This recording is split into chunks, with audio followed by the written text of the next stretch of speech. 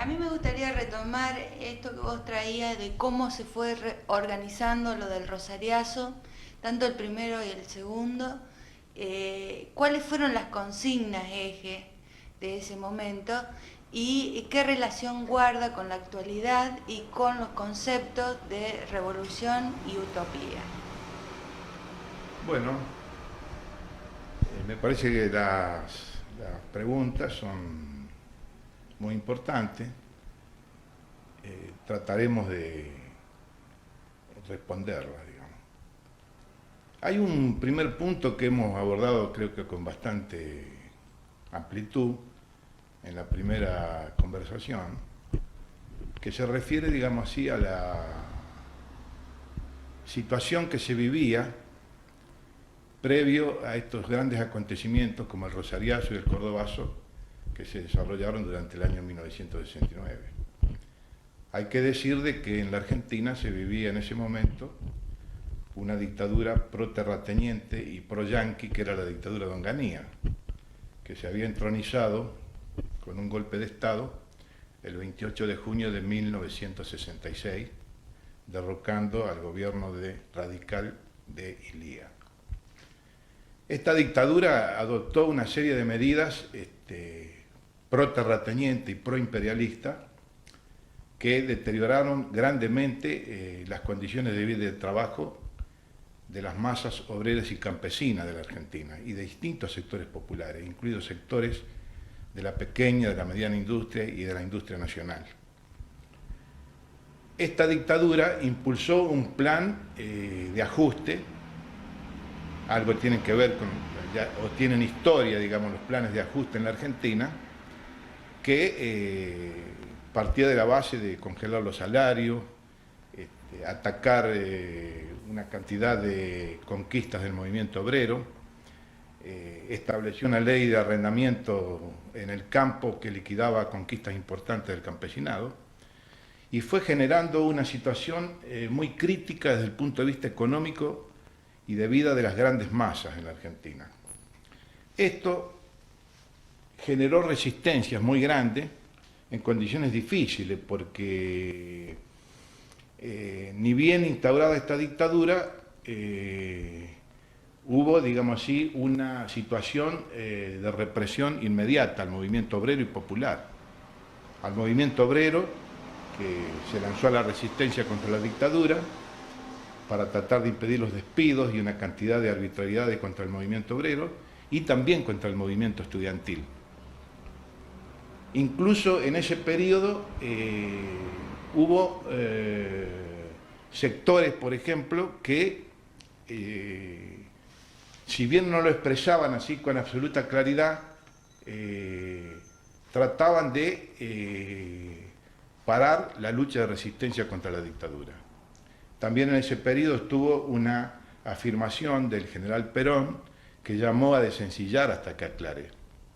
Eso desde ya teniendo en cuenta que una masa fundamental de los trabajadores argentinos son peronistas, y eran peronistas en ese periodo, influyó bastante, digamos así, en relación, digamos así, a todo un periodo, digamos así, de tregua hacia la política de la dictadura. No obstante eso, y eso fue un debate en la izquierda en Argentina, ya en ese momento, que inclusive abarcaba parte importante de la masa, nosotros, nuestro partido, Partido Comunista Revolucionario, que se fundó el 6 de enero de 1968, habíamos analizado sobre la base de observar la realidad que se vivía en las masas, en relación a su propio estado de ánimo, que se iba generando una situación y se iba creando un polvorín que se iba resecando cada día más bajo los pies de la clase dominante en Argentina. Y que ese polvorín, más tarde o más temprano, en relación a la política que desarrollaba la dictadura, iba a estallar. Eso fue un debate muy importante. Incluso el otro debate era si lo que se buscaba era llegar a un acuerdo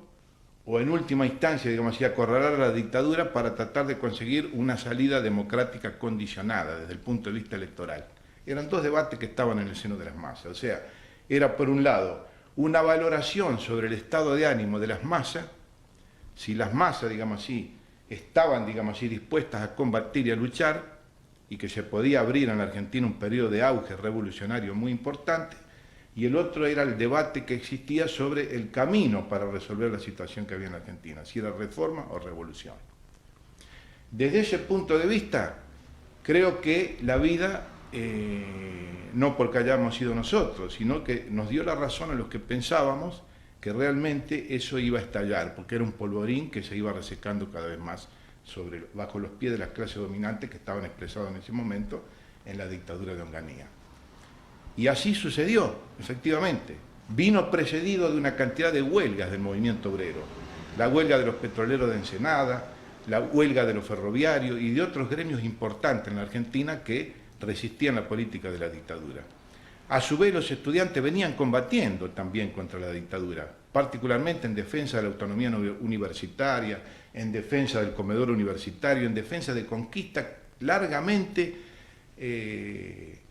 no solamente por las cuales había luchado el movimiento estudiantil, sino que habían sido conquistas muy importantes que la dictadura vino a tratar de destruir con las intervenciones a las universidades y demás, y la represión a los estudiantes. Esto va a tener, digamos así, una repercusión muy importante en las luchas que desarrolla el movimiento estudiantil, que comienzan en Corrientes con una gran manifestación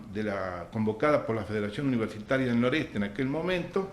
en la que participaban en la dirección de esa federación compañeros nuestros del partido, que sale a la calle en defensa del comedor universitario, y donde esa manifestación de masas de los estudiantes correntinos es atacada por la policía, es reprimida y es asesinado el joven estudiante Juan José Cabral. Esto va a tener repercusión inmediata en distintos lugares del país, y en particular en la ciudad de Rosario, con la convocatoria inmediata por parte de los centros de estudiantes, los cuerpos de delegados de las universidades, de las facultades y demás, que deciden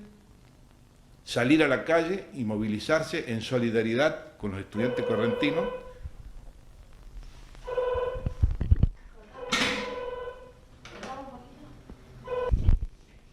Los estudiantes respondieron inmediatamente en Rosario con una gran movilización que arrancó del comedor universitario, ahí muy cerca de Corrientes y Córdoba, porque también acá estaban en juego las reivindicaciones en defensa del comedor universitario, la autonomía universitaria, las reivindicaciones de los estudiantes en general, pero en repudio centralmente,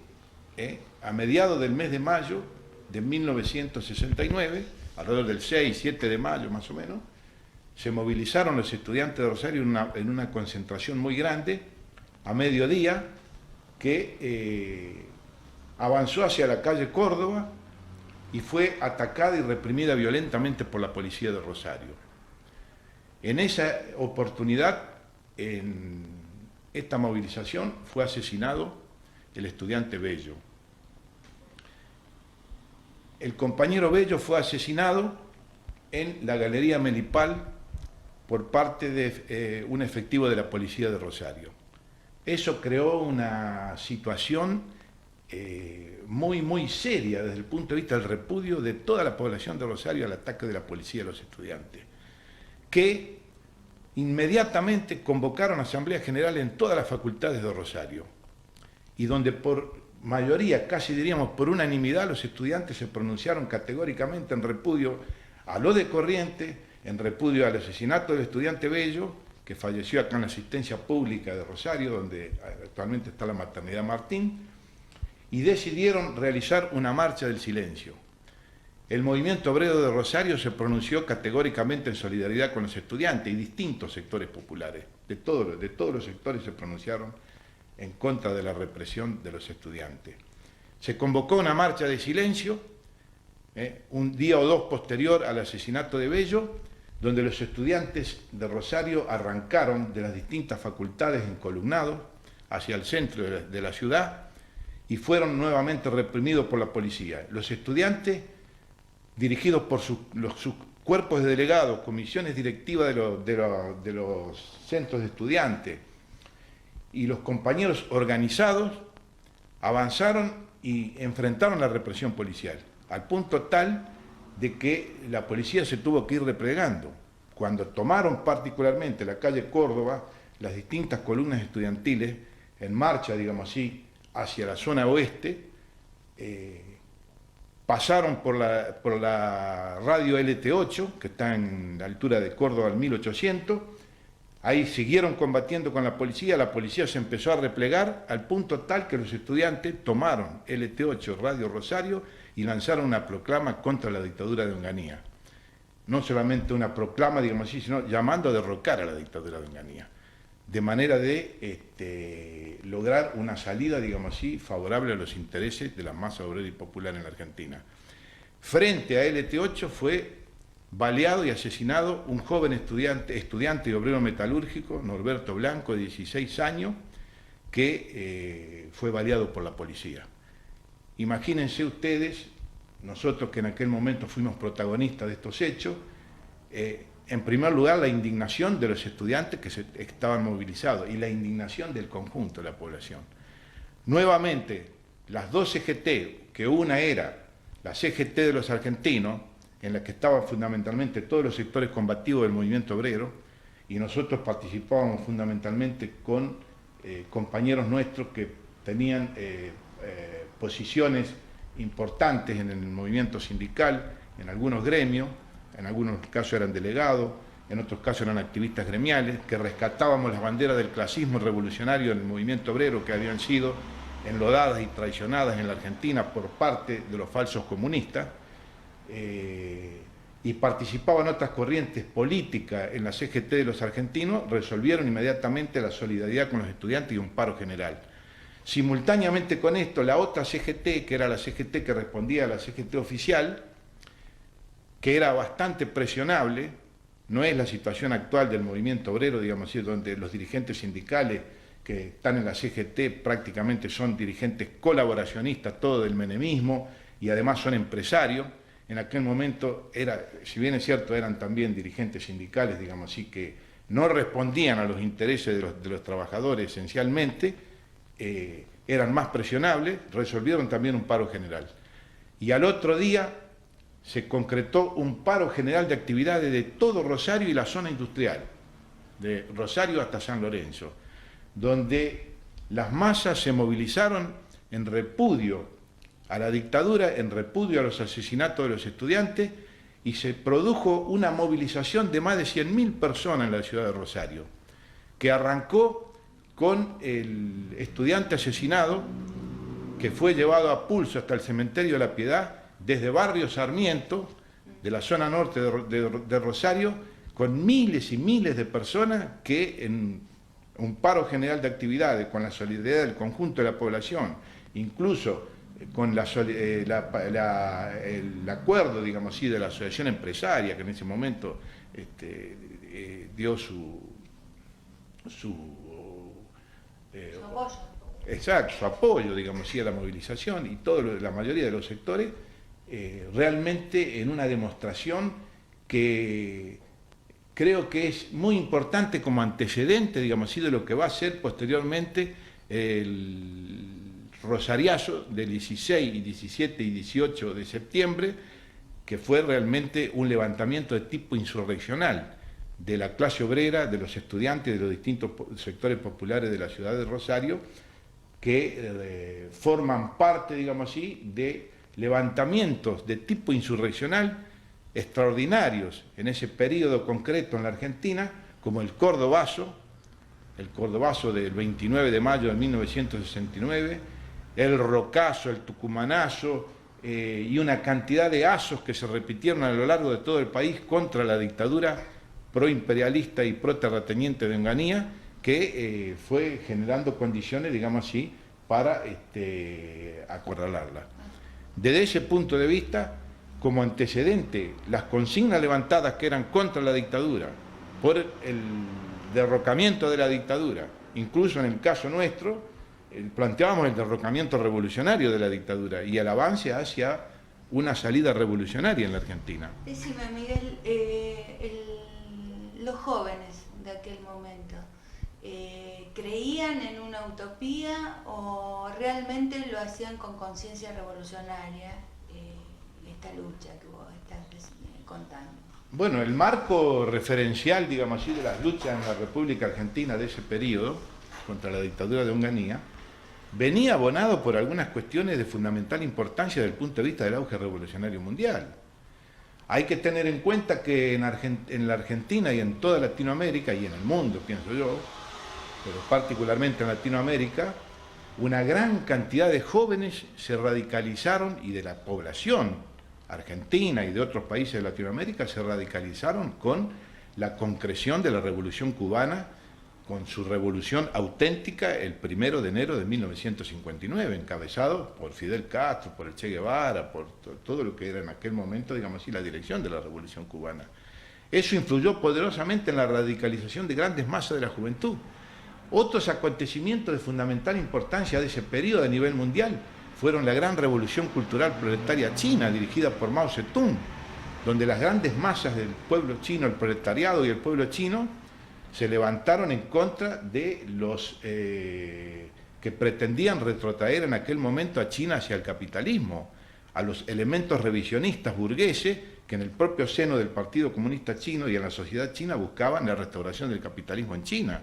Una gran revolución cultural que abarcó a miles y miles, que demostró, por ejemplo, que la conquista del socialismo no involucra de que las clases explotadoras derrocadas, digamos así, ya han dejado, van a dejar de pelear, digamos así, por tratar de restaurar el capitalismo derrocado. Ahí se verificaba claramente en esa revolución china que después de la conquista del socialismo por parte de la clase obrera, después de la revolución, siguen existiendo clases, lucha de clases, contradicciones de clase, y que para prevenir la restauración capitalista hay que desarrollar grandes revoluciones de tipo cultural, proletaria, como la que se desarrolló en China, dirigida por el camarada Mao Zedong. Eso influenciaba a grandes masas en el mundo. El Mayo francés, que fue protagonizado por miles y miles de estudiantes al principio, y luego con la participación masiva de la clase obrera y el campesinado francés, por ejemplo. El empantanamiento de los yanquis en el proceso revolucionario de Indochina, en la guerra de Vietnam. Todo eso eran acontecimientos que no eran una utopía, eran conquistas logradas por los pueblos revolucionarios del mundo, como la Revolución Cubana, como la Revolución Cultural Proletaria China, como el Mayo francés, que fue traicionado por el Partido Comunista Francés, porque no sé qué hubiese pasado si el Partido Comunista Francés hubiese empujado a fondo las luchas de Mayo en Francia que conmovieron el mundo, la lucha del pueblo, del proletariado, del pueblo y las masas campesinas de Vietnam contra el imperialismo yanqui, que fue derrotado en 1974, se tuvieron que retirar de Vietnam, derrotados los yanquis. O sea que, ¿de qué utopía nos están hablando ahora, por ejemplo? Porque ahora se habla mucho de las utopías. ¿Eso fueron utopías o fueron realizaciones concretas del proletariado y las masas populares en los países en que se tomó el poder y el proletariado fue dueño de su destino en el sentido de decidir qué se producía,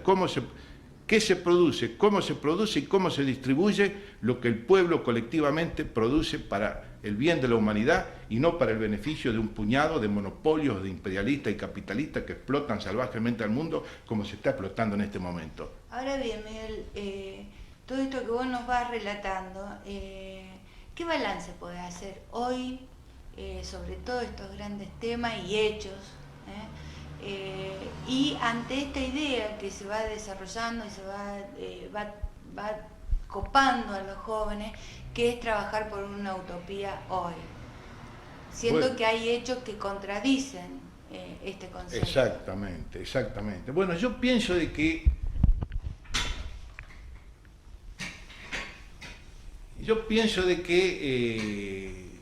sobre la base del análisis de los hechos,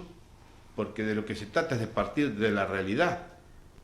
para analizar en concreto la situación que se vive en este periodo histórico en la Argentina, que las clases dominantes en la Argentina y en el mundo,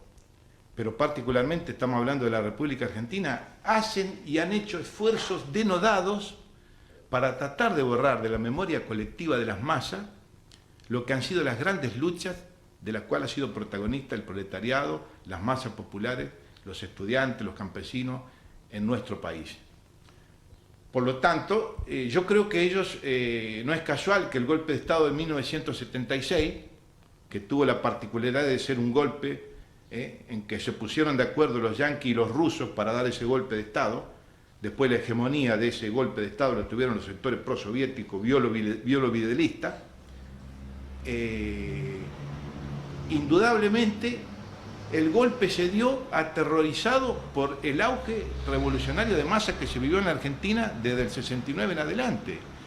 y particularmente aterrorizado por una cuestión de fundamental importancia que se vuelve a poner de relieve en este momento histórico concreto en la Argentina, que era los embriones de órganos de doble poder que surgieron con los cuerpos de delegados en la fábrica, con los cuerpos de delegados estudiantiles, con los cuerpos de delegados de las ligas agrarias, con cuerpos de delegados de los movimientos vecinalistas de distintos lugares, que operaron en determinado momento de la lucha como verdaderos, en primer lugar, dirigentes de la lucha de las masas, y por otro lado, como verdaderos embriones de órganos de doble poder, al punto tal que las clases dominantes en la Argentina, a través de sus voceros más lúcidos, llegaron a decir que eran verdaderos soviets de fábrica, porque efectivamente eran realmente órganos que podían, en condiciones de una situación revolucionaria directa, ser órganos de doble poder, como el cuerpo de delegados de Esmata Córdoba, que dirigimos posteriormente, después nosotros, en alianza con otros sectores, con el compañero René Salamanca a la cabeza, que eran 400 delegados que representaban a más de 10.000 obreros mecánicos que dirigían la lucha de los obreros mecánicos contra la dictadura. Por lo tanto, esto aterrorizó a las clases dominantes. Eso, en la actualidad, a pesar de que ellos quieren borrar de la memoria colectiva de las masas lo que fueron esos cuerpos de delegados, se están volviendo a recrear en nuevas condiciones de la lucha en la Argentina, por ejemplo, en las grandes puebladas que se han desarrollado en este último periodo, como las de Cutralcó, Plaza Huíncul, Tartagal, el Jujeñazo, Libertador en Jujuy y demás, que van poniendo de relieve que las masas que están luchando contra la política del menemismo, que es una política de hambre, entrega y sometimiento nacional, se levantan las masas desocupadas, las masas que están siendo reprimidas inclusive salvajemente en algunos lugares como en Jujuy los otros días, y van creando en medio del combate de los cortes de ruta cuerpos de delegados que responden directamente con mandatos revocables a la situación reivindicativa que levanta cada uno de esos procesos de lucha concreto para ver cómo se puede terminar de una vez por todas con este infierno de la política menemista que ha llevado al hambre y a la desesperación a millones en la República Argentina. O sea que más allá del cassette de los 70 que habla los Grondones, por ejemplo, estaríamos ante el resurgimiento de lo negado, digamos. Sin duda alguna, compañera, efectivamente. Eso es lo que resurge, porque además hay algunos ingredientes de este proceso, de este nuevo auge que se inicia con el santiagueñazo de 1993, en diciembre de 93, y es estimulado inclusive por la lucha de los pueblos de Latinoamérica, como el alzamiento de las masas campesinas de Chiapas, dirigida por el subcomandante Marcos y ese comité, digamos así, indígena que está desarrollando la lucha por la tierra, con la lucha por la tierra de los campesinos sin tierra de Brasil, con la lucha por la tierra de los campesinos de Paraguay, con la lucha armada del pueblo colombiano y con otras luchas importantes en toda Latinoamérica. En la Argentina contiene el ingrediente, digamos así, de que el movimiento obrero, a pesar de estar muy golpeado por toda la política del menemismo y por la complicidad de los dirigentes sindicales traidores, conserva no solamente la memoria y la tradición de lucha combativa, sino que va armando sus propios instrumentos para el combate por una salida revolucionaria en la Argentina. Porque ahora en este momento están haciendo esfuerzos denodados por colocar el eje electoral de manera que las masas dócilmente vayan nuevamente a unas elecciones desde ya condicionadas, no solamente condicionadas, sino con dos contendientes que se disputarían el gobierno, que son por un lado el menemismo, que tiene el modelo que tiene, como le dicen ellos, que esto no es modelo, sino es un sistema de opresión que hay que terminar de una vez por todas, porque es una situación realmente inaguantable para el conjunto de la clase obrera y el pueblo argentino, y por el otro lado la Alianza, que nada más ni nada menos dice que va a respetar la convertibilidad, la política de privatizaciones, que va a influir en aumentar las exportaciones, de manera de seguir sosteniendo la política de libre mercado, de ajuste, de hambre y de entrega que está llevando adelante el menemismo. ¿En qué se diferencia una política de otra? Desde el punto de vista, digamos, de lo que le proponen electoralmente a las masas. Las masas en la Argentina no han comido ayer, grandes masas no han comido ayer, no han comido anoche, no comen hoy a mediodía y no van a comer. De aquí al 99, el pueblo argentino, ¿quién tiene que esperar que venga la solución que nos ofrece la Alianza o que nos ofrece el dualdismo nosotros, en ese sentido? Por lo tanto, el pueblo argentino está luchando. Para muestra basta un botón. Hace 2 o 3 días, los desocupados de Santa Rosa de Lima, de la ciudad de Santa Fe, ocuparon la municipalidad de Santa Fe pidiendo trabajo, porque la gente no puede aguantar más la situación que se está viviendo. Entonces, esa es la perspectiva que se ofrece. O sea que aquello que estaba en debate en aquella oportunidad, que era el problema de qué camino, qué salida, digamos así, para resolver los problemas que tenía el pueblo argentino en medio de la dictadura de Onganía, está también en debate hoy. ¿Cuál es el camino para resolver el problema en Argentina? No es que nosotros seamos extraparlamentarios por principio, pero en concreto en la Argentina las salidas que se ofrecen a los problemas que tiene el pueblo argentino no se resuelven con paliativos. Este gobierno nosotros pensamos que tiene que ser un gobierno que tiene que ser desalojado por la movilización masiva del pueblo argentino, una gran pueblada nacional que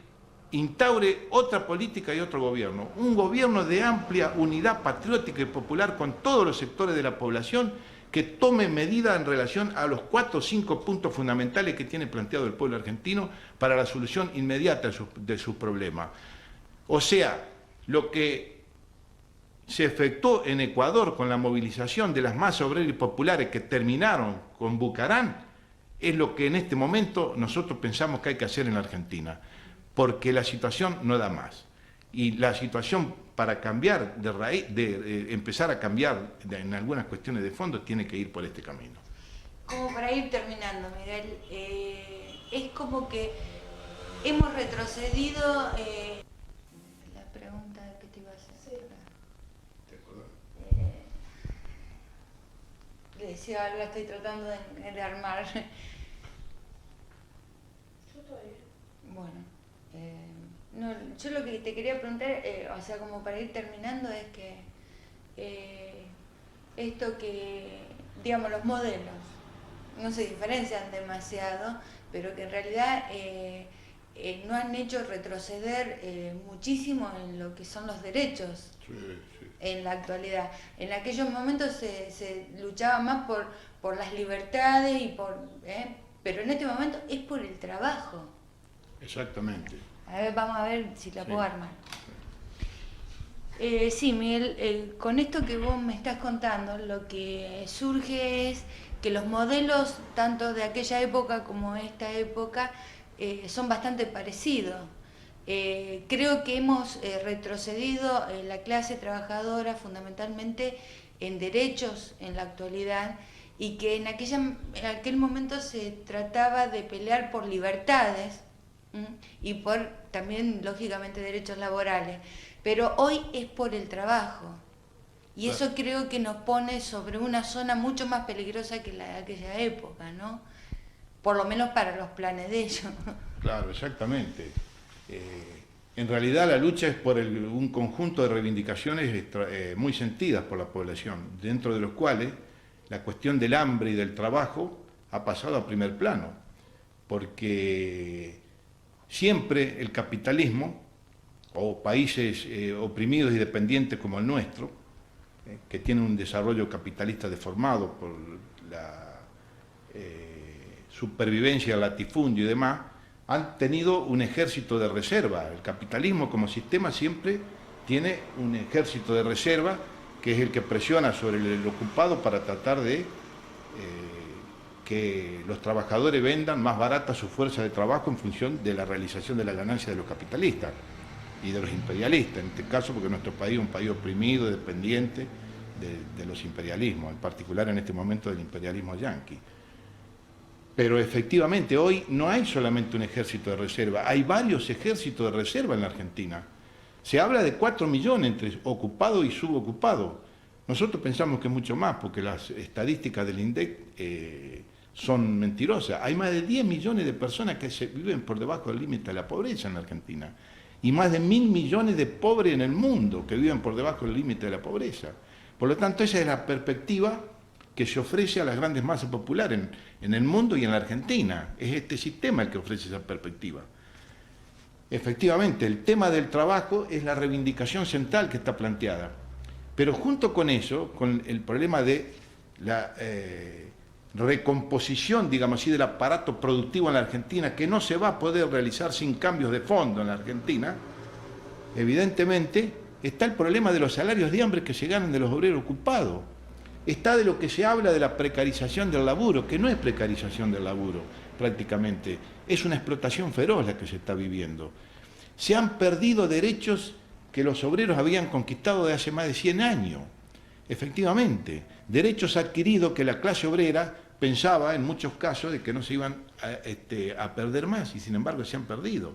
porque se ha vuelto, digamos así, al siglo pasado, inclusive más atrás todavía, inclusive el trabajo infantil, el trabajo de la mujer, una cantidad de problemas concretos que el movimiento obrero había conquistado con su lucha. Las 8 horas de trabajo que han costado, digamos así, sangre, sudor y lágrima al movimiento obrero en toda la historia del movimiento obrero y en particular en la Argentina, se trabaja 12, 14, 16 horas, una superexplotación feroz. Desde ese punto de vista, entonces, el panorama se ha destruido la pequeña y mediana industria, se ha